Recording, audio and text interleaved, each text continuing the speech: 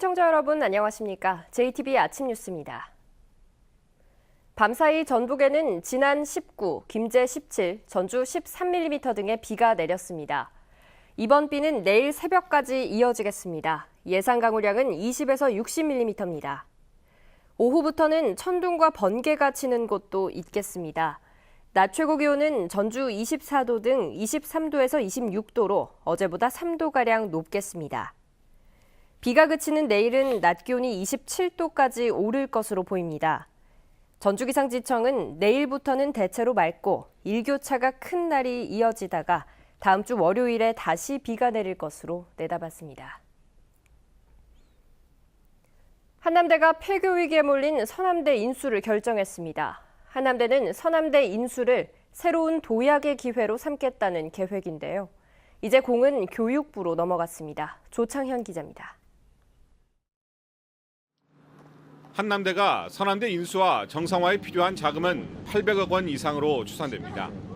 교비 횡령액과 체불임금, 앞으로 교육시설 투자 금액 등을 합한 것입니다. 재정적 부담이 크지만 한남대는 긍정적 요소가 더 많다고 판단했습니다. 먼저 수건 사업인 의대 유치를 통해 충청권 명문대학으로 발돋움한다는 계획입니다. 여기에 대학 간 통폐합이 이루어지면 구조개혁 평가에서 면제 사유가 돼 거센 구조조정의 파고를 피해갈 수도 있습니다. 학교 발전에 기여가 될 수 있다라고 보는 겁니다. 전반적으로 이제 그리고 또 서남대와 이렇게 지역 간에서 서로 이렇게 공생할 수 있는 여지가 있을 거다 이렇게 보고 있는 거죠.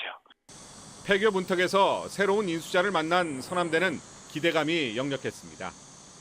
종교재단에서 자금을 지원하는 만큼 가장 큰 걸림돌인 재정 기여 문제는 해결될 것으로 전망하고 정상화 계획서에 대한 객관적인 판단을 촉구했습니다. 한남대가 정상화 계획안의 충족 시 적극적 검토를 해야 될 것이고 전북도민, 남원시민, 구성원의 정상화에 대한 요문을 저버리지 않기를 바랍니다. 이제 서남대 폐교 문제는 온전히 교육부의 몫으로 넘어갔습니다. 교육부는 그동안 서남대 폐교 문제를 투트랙으로 진행하겠다고 밝혀왔습니다. 폐교에 따른 행정 절차와 함께 새로운 재정 기여자가 나타나면 심사를 병행하겠다는 의미입니다. 하지만 교육부가 비리 사학에 대한 퇴출에 무게를 싣고 있어 정상화 계획서를 수용할지는 여전히 불투명합니다. 폐교 절차가 진행되고 있는 가운데 사실상 서남대 회생의 마지막 기회인 한남대 인수전이 어떻게 결론 내려질지 주목됩니다. JTBC 뉴스 조창현입니다. 전주시가 신설하는 혁신동을 완산구에 두고 금암 1, 2동 등의 통폐합을 유보하는 행정동 개편안을 확정했습니다. 주민 의견을 반영했다는 설명이지만 내년 지방선거 등을 앞두고 여론에 휘둘렸다는 지적도 나오고 있습니다. 권대성 기자입니다. 전주시가 행정동 개편안을 수정해 확정했습니다. 우선 효자 4동은 4동과 5동으로 나눕니다. 완산구 효자 4동과 덕진구 동산동으로 나뉜 혁신도시는 혁신동을 신설해 완산구에 둡니다. 금암 1, 2동과 동서학동, 서서학동의 통폐합은 보류했습니다. 전주시는 금암 1, 2동 등의 통폐합은 주민 반발을 고려해 내년 지방선거 이후로 미루고 혁신동을 당초 덕진구에서 완산구에 두기로 바꾼 건 주민 설문조사 결과를 반영했다고 설명했습니다. 혁신동 신설을 관련해는 주민들이 대부분의 완산구를 좀 원하고 있는 관계가 있어가지고 완산구 배치안으로 저희가 가닥을 쳤고요. 하지만 행정 효율성과 지역 간 인구 균형보다 내년 지방선거를 앞두고 주민 의견만 지나치게 의식했다는 지적도 나옵니다. 실제로 혁신동을 완산구에 두기로 하면서 완산구와 덕진구의 인구 차는 7만 명에서 8만 명으로 더 커집니다. 입법 예고를 거쳐 다음 달 예정된 전주시의회 심의 과정에서도 진통이 예상됩니다. 지방의원 선거구와 연관되어 있기 때문입니다. 행정동만 잡혀놓은 것도 그러지만 이게 나중에 선거구역하고 연동되어 있기 때문에 맞아요. 정치권에서도 민감하고.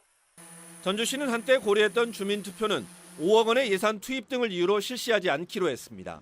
JTBC 뉴스 권대성입니다. 추석 연휴가 한 달 앞으로 다가왔지만 홍삼업계는 당장 한 치 앞도 예측하기 어려운 상황입니다. 청탁금지법에 사드 파문까지 겹치면서 벌써 1년 가까이 내수와 수출 모두 심각한 타격을 받고 있기 때문입니다. 이승환 기자의 보도입니다. 지난 농공단지의 이 홍삼 가공업체는 올해 공장 직원을 3분의 1이나 줄였습니다.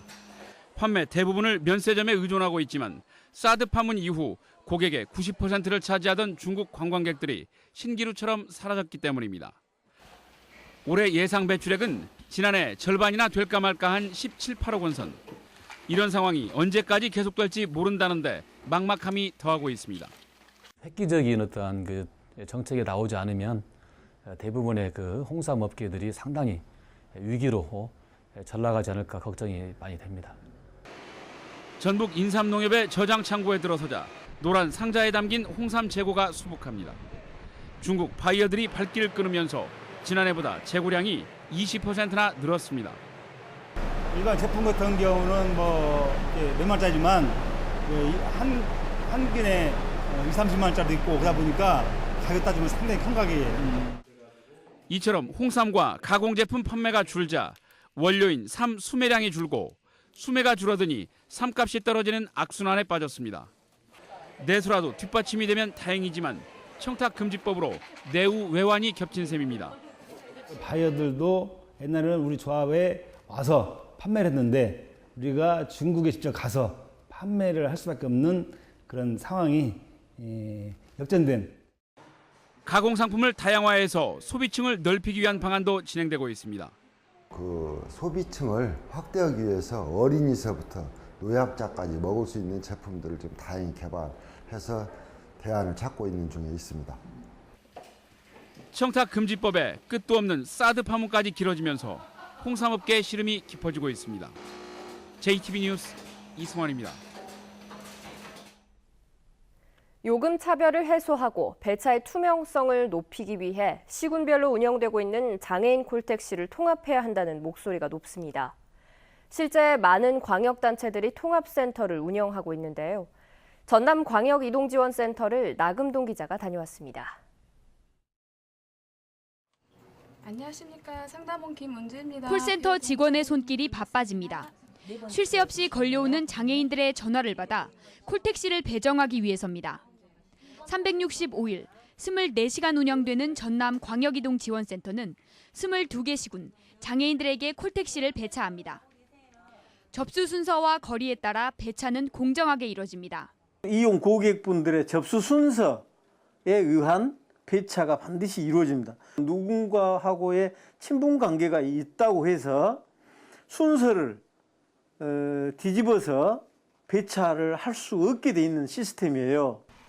차량마다 GPS가 달려 있어 차량의 위치를 한눈에 살펴볼 수 있고 콜택시를 기다리는 장애인들에게 도착 시간도 알려줄 수 있습니다. 전라남도는 2015년 22개 시군 자체적으로 하던 장애인 콜택시 배차 업무 등을 담당하는 통합광역이동지원센터를 설립했습니다. 콜센터를 통합 운영하면서 운행률은 30%나 증가했고 배정률도 90%로 높아졌습니다. 과거와 달리 전남 어느 시군이든 오갈 수 있고 여가 목적으로도 자유롭게 콜택시를 이용할 수 있습니다.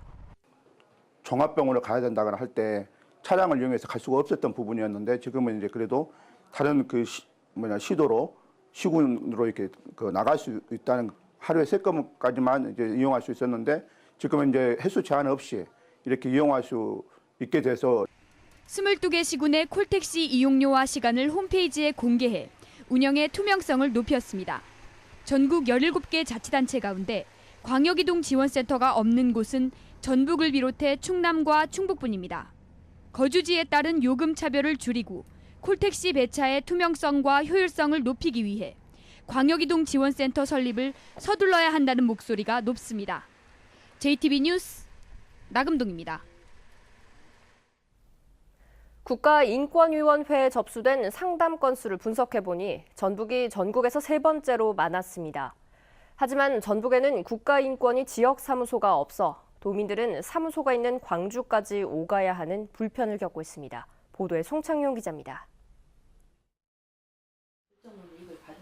지난달 여학생 성추행 의혹으로 교육청에 조사를 받던 중학교 교사가 억울하다며 스스로 목숨을 끊었습니다. 유가족은 교육청의 강압적인 조사에 못 이겨 교사가 극단적인 선택을 했다며 국가인권위원회에 조사를 요구했습니다. 지난 2010년부터 2014년까지 5년 동안 전북의 인권상담 누적 건수는 모두 2,500여 건, 전국에서 경기와 전남에 이어 세 번째로 많았습니다. 그러나 전북에는 국가인권위 지역사무소가 없습니다. 호남권의 경우 광주에 있다 보니 도민들의 불편이 이만저만 아닙니다. 호남권으로 묶여 있다 보니까 무슨 문제가 생기면 광주까지 가서 이걸 해결을 받아야 되는 그런 어려움이 있기 때문에 전라북도의회는 이러한 문제를 해결하기 위해 국가인권위 전북사무소 설치를 촉구하고 있습니다. 영남권의 경우 부산과 대구에 각각 지역사무소가 설치되어 있기 때문에 광주에만 사무소가 있는 것은 형평성에도 맞지 않는다고 지적합니다. 국가 차원의 인권 보호는 어느 지역이나 똑같이 평균적으로 또 다 해야 되는 그런 어떤 온 국민이 받아야 할 어떤 그런 혜택이거든요. 전라북도의회는 시민사회단체와 함께 국가인권위 전북사무소 설치를 본격 추진할 계획이어서 전북이 인권행정 사각지대에서 벗어나게 될지 관심이 모아지고 있습니다. JTB 뉴스 홍창용입니다. 어제는 곡식이 많아 100가지 씨앗을 갖춘다 해서 유래된 날인 백중이었는데요. 전통적인 보름 명절인 백중을 맞아 남원에서 삼동 굿놀이가 재현됐습니다. 정원익 기자입니다. 삼동 굿놀이는 백중날에 마을의 무사와 풍년을 기원하고 주민 화합을 위해 열리는 민속놀이입니다. 35번째 백중맞이 삼동 굿놀이가 남원시 보절면 괴양리에서 열렸습니다. 당산제를 시작으로 기세배와 당산굿, 지네밟기 등에 이어 주민 화합을 위한 행사가 함께 펼쳐졌습니다. 새 마을에 삼동자가 태어나서 성장 과정을 그리는 유일한 그런 굿입니다. 전주 홍보 영상과 전주국제영화제에서 상영된 단편 영화들이 영국항공 국제선 기내에서 한 달간 상영됩니다. 이는 전주시와 영국 항공의 상호 협약에 따른 것으로 영국 항공은 인천과 런던을 오가는 기내에 전주 홍보 책자도 비치합니다. 제11회 곰소 젓갈 발효 축제가 오는 15일부터 사흘 동안 부안군 진서면 곰소 다용도 부지에서 열립니다. 곰소에서 즐기는 맛깔나는 젓갈 여행을 주제로 열리는 이번 축제는 가요제와 각종 공연, 젓갈 담그기 등 다양한 프로그램이 진행됩니다. 무주군이 농림축산식품부가 추진하는 농산물 산지 유통시설 지원 사업에 선정됐습니다. 이에 따라 무주군은 9억 9천만 원을 지원받아 내년부터 노후된 농산물 산지 유통센터 시설을 고칠 예정입니다. 생강의 원산지라는 완주군 봉동읍의 설화, 구바우 전설이 뮤지컬로 무대에 오릅니다. 창작 뮤지컬 9번 사는 고양이는 내일과 모레 완주 문예회관에서 모두 5차례에 무료로 공연됩니다. JTB 뉴스 정원익입니다. 군산의 장애인 콜택시 이용자들이 장애인 이동권 보장을 위해 군산시가 직접 콜택시를 운영하라고 촉구했습니다. 이들은 콜택시를 다시 민간에 위탁하면 이용자들의 고통과 피해가 반복될 것이라며 24시간 연중 무휴 운행, 이용요금 인하 등도 함께 이루어져야 한다고 주장했습니다. 군산시는 콜택시 직영은 여러 가지를 검토해 결정하겠다며 최적의 운영 방안을 마련하겠다고 밝혔습니다. 앞으로 10년 동안 서해안 지역 섬 개발에 800여억 원이 투자됩니다. 전라북도는 정부의 제4차 도서 종합개발 계획에 따라 내년부터 오는 2027년까지 10년 동안 군산과 부안, 고창의 섬 23곳에 879억 원을 투자해 도로 등 기반 시설을 개선하고 주민 소득 시설을 확충하기로 했습니다. 이 기간 추진되는 대표적인 사업은 군산 선유도 내부 연결도로와 부안 위도 해안 탐방로, 고창 내죽도 방파제입니다. 어제 오후 8시쯤 전주시 서서학동 한 버스 정류장 인근 도로에서 시내버스가 길을 건너던 60살 강모 씨와 61살 김모 씨를 들이받았습니다. 이 사고로 강 씨와 김 씨가 크게 다쳐 병원으로 옮겨졌지만 숨졌습니다. 경찰은 버스기사 50살 김모 씨를 상대로 정확한 사고 경위를 조사하고 있습니다.